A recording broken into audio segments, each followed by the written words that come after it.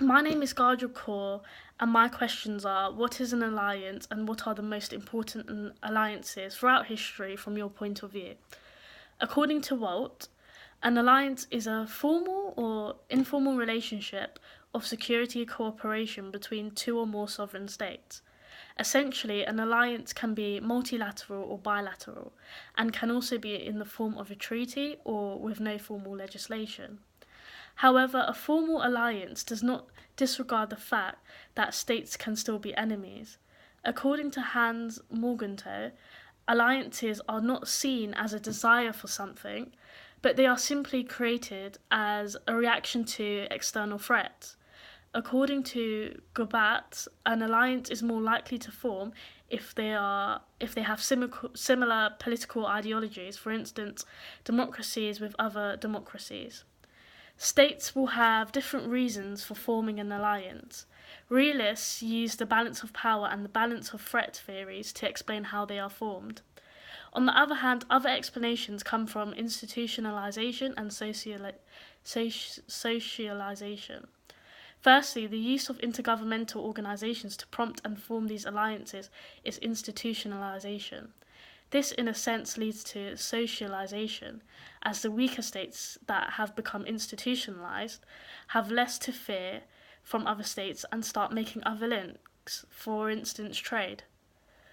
According to Thucydides, the balance of power theory is the idea that when two weaker states are faced with a stronger state, they will ally and counterbalance because of security dilemma. This unbalance in power in the first instance is enough for states to ally. In contrast, Walt approaches alliances with another concept with the balance of threat rather than power. The big difference between that is not the rise in power that forms an alliance, but rather the rise in threat.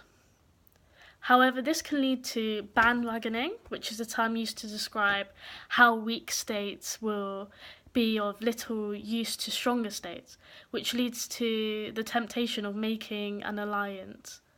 He says it is when a state has great offensive power and is so threatening that a weaker state would want to pool its sources with them and bandwagon. One of the most significant alliances today is the North Atlantic Treaty, NATO, because many theorists predicted that after the end of the Cold War and the collapse of the Soviet Union, the alliance will ostensibly collapse too. Article 5 indicates that an attack on one is an attack on all. This was invoked for the first time when the USA was attacked by terrorists. This is important as this shows the longevity of the alliance.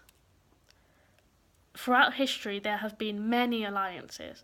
The most important alliance in history is NATO. This is because it has defied what most scholars predicted, and it is the longest standing alliance in the world. The second most important is the US to Japan Security Alliance. In summary, alliances are so dynamic that they are hard to predict. As Lord Palmerston said, "We have no eternal allies and we have no perpetual enemies. Our interests are perpetual and eternal, and those interests it is our duty to follow."